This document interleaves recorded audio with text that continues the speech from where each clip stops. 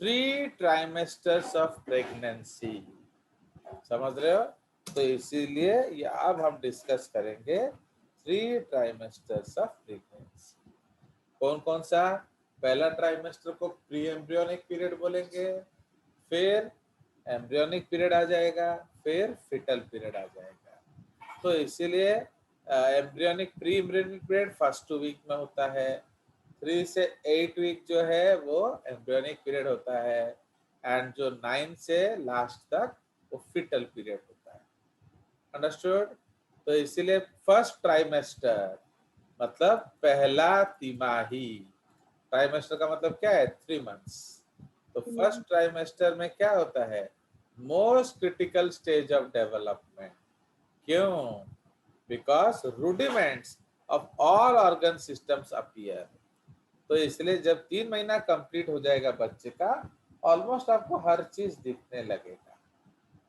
Most vulnerable to effect of drugs, radiation and microbes. क्यों? Because since बच्चा बन रहा है, इस स्टेज में आपने अगर कुछ गड़बड़ किया तो वो बच्चे में भी रिफ्लेक्ट करेगा। जैसे सपोज मदर लेती है थायराइड ड्रग, तो उस सपोज माँ जो है एंटी थायराइड ड्रग लेती है, तो बच्चे का थायराइड बनेगा कि नहीं? नहीं बनेगा। नहीं बनेगा। उसी तरह माँ दारू पीती है तो नशा बच्चे को होगा कि नहीं? होगा। जी सर। तो इसका मतलब क्या है? तो दीज आर कॉल्ड, बहुत डेंजरस चीजें हैं, इसको टेराटोजेनेसिस बोला जाता है। ओके? जैसे पहले जमाने में क्या होता था कि ये जो एंग्जाइटी होता है ना माँ को कि बच्चा हो ठीक ठाक हो जाएगा कि नहीं, गोरा होगा ना काला होगा। सबसे बड़ा टेंशन होता है लड़का होगा या लड़की होगा। लड़की होगा तो भगा देंगे घर से, लड़का होगा तो रखेंगे। तो वो थोड़ा गोरा होगा या काला होगा, लंबा होगा या छोटा होगा, पतला होगा मोटा होगा, शाहरुख खान जैसा होगा कि नहीं, आमिर खान जैसे होगा कि नहीं। तो ये जो सारे एंजाइटी हैं, ये अगर माँ को सेंसिटिव कर देते हैं, तो अगर मदर सेंसिटाइज हो गई या थोड़ा टेंशन में आ गई तो कौन सा हार्मोन रिलीज हो जाएगा? बोलो। Which hormone will be released? जल्दी बोलो, I don't have all day for you. फटाफट बोलिए। चलो नहीं बोलोगे तो ठीक है, आगे चलते हैं। तो इसीलिए जब सेकेंड ट्राइमेस्टर में क्या होगा, आपका बच्चे का सारा रूडिमेंट्स बन गया है, अब बस उसका ग्रोथ होगा। तो इसलिए थोड़ा सेफ होता है, राइट? सो इसमें at the end of second trimester बच्चा ह्यूमन जैसा दिखता है। थर्ड ट्राइमेस्टर में रैपिड फिटल ग्रोथ होता है, मतलब वजन बढ़ेगा, and most organ systems become fully functional. Okay? So ये आपका तीनों टर्म ऑफ प्रेगनेंसी है। तो ये आप देख रहे हो, ये 9 महीने का बच्चा है। तो ये पहला महीने का, ये दूसरा महीने का, तीसरा महीने का। तो इसलिए at the end of 3 months the child is equal to 1 centimetre. समझ रहे हो ना? उसके बाद उसका ये तीनों मंथ में ग्रोथ शुरू होता है, एंड ऑर्गन सिस्टम डिफरेंशिएट करता है, एंड लास्ट 3 महीने में आप देखिए ऑलमोस्ट डबल ग्रोथ होता है। सपोज हम लोग एक डब्बा बना लें, इधर इसको मैच करता हुआ एक डब्बा बनाए, ये एक डिब्बा है, एंड ऊपर वाले को मैच करता हुआ एक डिब्बा बनाए, ये एक और डिब्बा है। तो आप देख रहे हो कि नहीं, ऑलमोस्ट डबल हो रहा है। फाइन। सो ये जो डिब्बा है ऑलमोस्ट डबल हो रहा है। इसका मतलब the size of the embryo या फिटस, या उसका जो आपका क्या, जो the size of the foetus, या उसका जो ग्रोथ है, या उसका जो वेट है, वो आखिरी ट्राइमेस्टर में पूरा दुगना हो जाता है। तो इसीलिए उसमें रैपिड ग्रोथ हो रहा है। करेक्ट? चलिए, तो अब हम लोग डिस्कस करेंगे टाइप्स ऑफ एग। तो हमारा जो एग है उसका क्लासिफिकेशन हम लोग करेंगे। तो क्लासिफिकेशन ऑफ एग में अलग अलग क्राइटेरिया है। सबसे पहला है अमाउंट ऑफ योक। तो अमाउंट ऑफ योक मतलब कितना योक अंडा में है। तो उसमें ए लेसिथल, ए लेसिथल का मतलब क्या है, नो योक। ओके, तो ए लेसिथल कैसे डिराइव हुआ, ए मीन्स नो प्लस लेसिथिन मतलब फॉस्फोलिपिड ऑफ योक। समझ रहे हो? तो इसीलिए जो फॉस्फोलिपिड, मैं लिख देता हूँ बस, फॉस्फोलिपिड ऑफ योक। समझ में आया? तो इसीलिए आपका ए लेसिथल का मतलब क्या होता है, नो योक। नाउ तो ये किस में होता है, जो मैमल्स में। तो मैमल्स में योक बहुत ज्यादा कम होता है या जीरो होता है।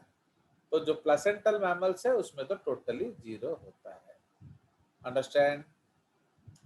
उसके बाद है माइक्रोलेसिथल। तो आप बोलोगे फिर जीता कैसे है बच्चा, प्लेसेंटा बना के, अम्बिलिकस बना के। वो सारा का सारा रिक्वायरमेंट माँ के खून से ले लेता है।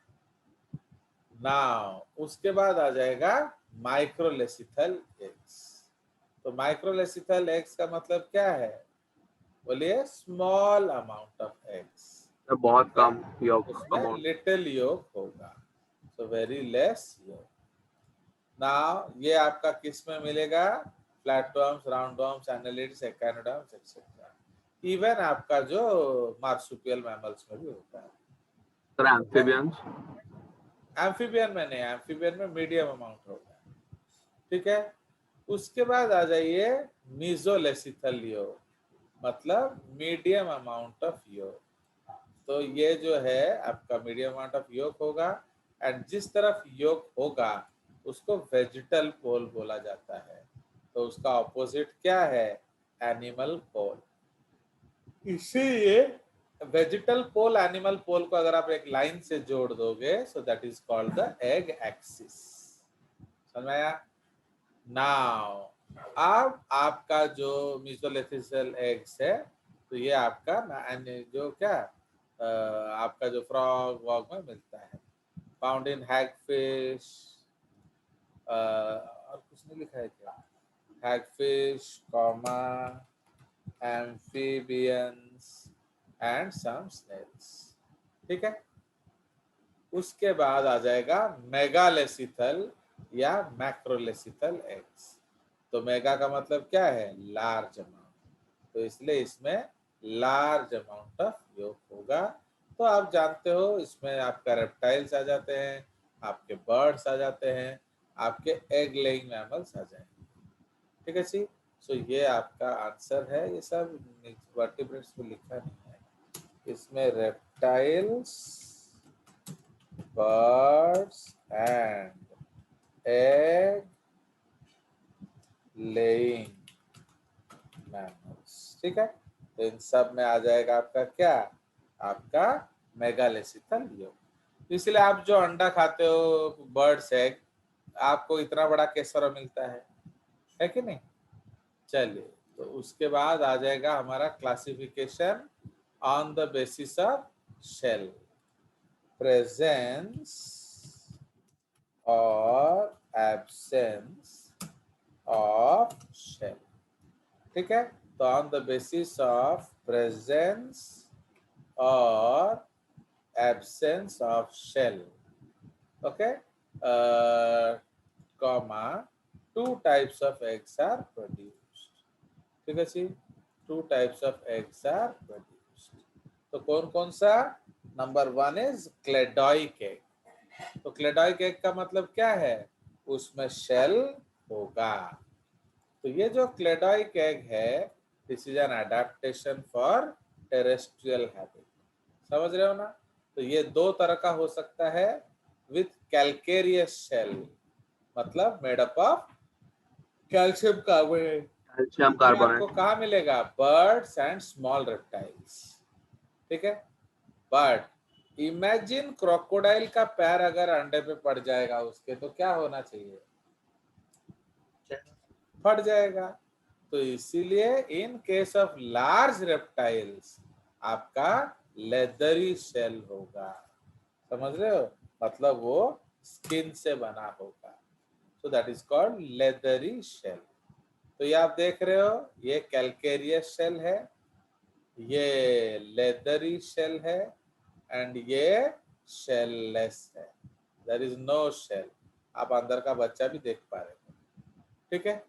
सो इसीलिए ये आपका हो गया नॉन क्लेडोइक एग, मतलब देयर इज नो शेल, और क्या, या उसको हम लोग शेललेस एग्स बोलते हैं, ठीक है जी। तो जो आपका एम्फीबियंस एंड हायर एनिमल्स में आता है, ठीक है जी। जैसे हमारा केस है, हमारा भी क्या है, वी हैव शेललेस एग्स। चलिए उसके बाद on the future of blastomere. तो आप ब्लास्टोमियर का मतलब क्या है, अब वो बनाएगा जाइगोट, तो समझ रहे हो। तो blastomere will make the embryo, sorry. तो इसीलिए ये जो ब्लास्टोमियर है, दिस ब्लास्टोमियर का फेट तय हो गया क्या। सो सपोज हमारा डेवलपमेंट है, तो अगर ब्लास्टोमियर का फेट तय हो जाएगा, उसको डिटर्मिनेट एग्स बोलते हैं, एंड अगर तय नहीं होगा, उसको इनडिटर्मिनेट एग्स बोलते हैं। समझ रहे हो। तो डिटर्मिनेट का मतलब क्या है, फिक्स्ड। तो उसका एक और नाम होता है मोज़ेक, डिटर्मिनेट एग्स या मोज़ेक एग्स। तो इसमें क्या होता है, हर सेल का फ्यूचर तय हो जाता है।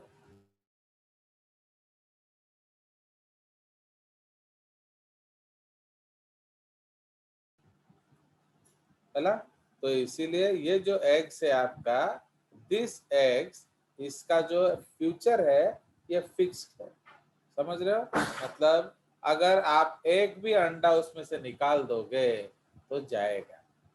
ओके, तो any blastomere lost will affect the product. Okay, मतलब उसका कुछ ना कुछ तो जाएगा। तो ये एग्जांपल है नेमाटोडा एंड मलुस्का, ठीक है, नेमाटोडा एंड मलुस्का। उसके बाद आ जाएगा आपका रेगुलेटिव एग्स। ओके, रेगुलेटिव मतलब इनडिटर्मिनेट एग्स।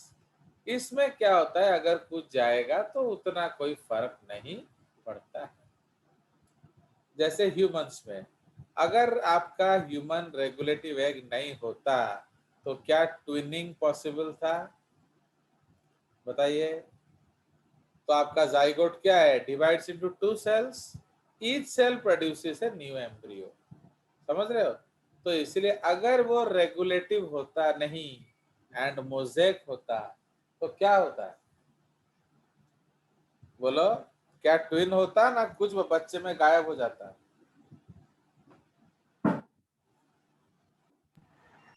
बोलिए। चलो, so as usual you are nonsense, तो आपको पूछ के फायदा कुछ नहीं है। नेक्स्ट, तो you make the class boring, इसीलिए मेरे को इतना इरिटेशन होता है आप लोगों से, पूरा बोरिंग करके रख देते हो class.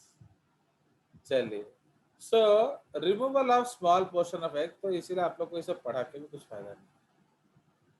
Now classification of eggs on the basis of distribution of योग।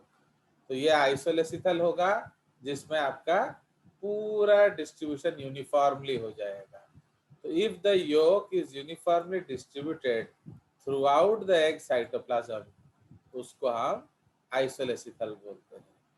उसके बाद टेलोलेसिथल एग का मतलब क्या है, egg is at one corner. Okay, तो वो आपका एक कॉर्नर में एग होता है, मिक्स नहीं होता। तो लाइक आप उसको बोल सकते हो as seen in cases of birds, amphibians, उसमें अलग सा योग होगा, उसका इधर कोई वास्ता नहीं है। चलिए, तो अब हम लोग आगे चले जाएंगे। सो इसीलिए अब है सेंट्रोलेसिथल एग्स। सेंट्रोलेसिथल एग्स का मतलब क्या है, योग एग्जैक्टली सेंटर में होगा। सो उसका एग्जाम्पल है आपका insect eggs. Okay, insect eggs जो है वो आपके एग्जैक्टली सेंटर में होता है, ठीक है। So that is the case. तो इससे ये आपके अलग अलग टाइप ऑफ एग हो गए। अब हम डिस्कस करेंगे ultra structure of human ovum. तो हम जानते हैं ऑलरेडी दैट ह्यूमन ओवम जो है उसमें सबसे आउटर मोस्ट क्या होता है, corona radiata. Okay, so these are granulosa cells which together form the corona radiata. उसके बाद क्या होता है, एक non living layer of cell होता है that is called zona pellucida. उसके बाद आपका एग मेम्ब्रेन होता है, so that egg membrane is also known as oolemma, ठीक है। अब उसके बाद ऊलेमा के अंदर आपका क्या होता है, प्लाज्म होता है, एंड आपका जो न्यूक्लियस है वो डिवीजन मोड में होता है, बिकॉज हम जानते हैं कि वो मेटाफेज 2 स्टेज में अरेस्टेड होता है। सो इसमें हम लिख सकते हैं अरेस्टेड in metaphase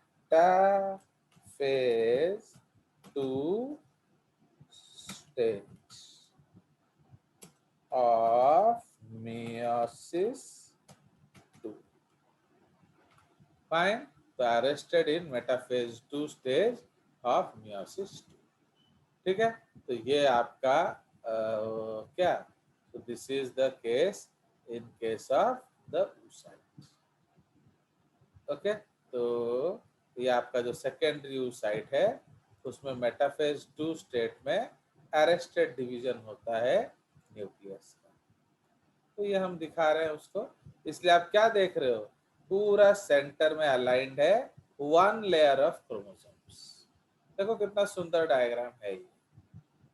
चलिए, तो उसके बाद अब हमारा जब स्पर्म पेनिट्रेशन शुरू होगा, so that is the concept of what, fertilization.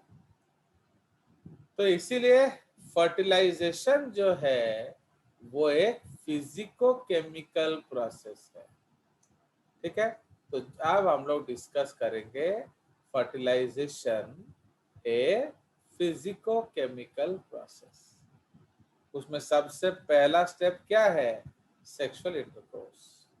तो सेक्सुअल इंटरकोर्स में क्या होता है, मेल जो है वो फीमेल बॉडी में स्पर्म डिपॉजिट करता है, and around 300 to 400 million sperms पर इजैकुलेट रिलीज होता है, ठीक है। नाउ अब इसमें डिजीजेस है, ओलिगोस्पर्मिया मतलब लो स्पर्म काउंट, एजूस्पर्मिया मतलब नो फंक्शनल स्पर्म इन सीमेन, टेराटोजूस्पर्मिया मतलब एबनॉर्मल स्पर्म्स, टेढ़े मेढ़े स्पर्म्स। ओके, तो ये सब आपका प्रॉब्लम है। तो अगर इस तरह का प्रॉब्लम है तो अगर ठीक हो गया तो अच्छी बात है, otherwise it is a case of sterility. Understood? So इसीलिए जूस्पर्मिया का रीजन आप डिक्शनरी में ढूंढ लो। ओके, तो इसलिए रीजन कुछ होगा, आपका तबीयत खराब है, आप कुछ इधर उधर खा लेते हो, या फिर कुछ प्रॉब्लम है, वो तो रीजन तो इन्फिनिटी रीजन होगा। सर फंक्शनल स्पर्म मतलब उसका कोई पार्ट मिसिंग होगा ना। फंक्शनल स्पर्म मतलब सब कुछ ठीक ठाक होगा, ओके, मतलब जो हर लिहाज से फिट होगा, ओके। बट अगर थोड़ा भी टेढ़ा मेढ़ा हो तो दैट इज टेराटोजूस्पर्मिया। एजूस्पर्मिया मतलब स्पर्म बिल्कुल नहीं है, समझ रहे हो। तो इसलिए टेराटोजूस्पर्मिया मतलब एबनॉर्मल स्ट्रक्चर, मुंडी बड़ा हो गया, टेल ठीक से हिल नहीं रहा, माइटोकॉन्ड्रियल अलाइनमेंट प्रॉपर नहीं है, कुछ भी हो सकता है। चलिए, आपका जो मुंडी बड़ा हो जाने से क्या होगा, वो हाइड्रोडायनामिक नहीं होगा, उसका मूवमेंट अफेक्ट होगा, एंड सो ऑन। हर चीज ठीक होना चाहिए, तब जाके वो फीमेल बॉडी में काम कर पाएगा। तब स्टेप 2 क्या है, movement of sperm towards the egg. So in this process, the sperms released in the vagina activate themselves, okay, and then start their tough hostile journey towards the ovum. So this activation of sperm in the semen is referred to as capacitation of sperms, and it is initiated within the male body and aggravated due to the acidity of the female tract. Okay, तो mail body में भी आपका acidic secretions होगा, तो वहां ये active हो जाएगा एंड उसको ज्यादा एक्टिव कर देगा कौन? Female track. Understand? For example जो हमारे जवान जा रहे हैं तो उनको बस इतना बोल दिया जाए कि ये पार्ट थोड़ा सेंसिटिव पार्ट है, इसलिए थोड़ा रेडी रहो, तो अब वो लोग क्या करेंगे? मुंह हाथ धो लेंगे और फटाफट एक्टिव मोड में आ जाएंगे, गन उन लेके बैठे रहेंगे। बट जैसे ही अटैक हुआ तो फिर वो अटैक करना शुरू कर देंगे, वो अपना पोजीशंस ले लेंगे। तो जस्ट लाइक दैट, तो इसलिए अर्ली एक्टिवेशन मेल बॉडी में हो जाता है, अल्टीमेट एक्टिवेशन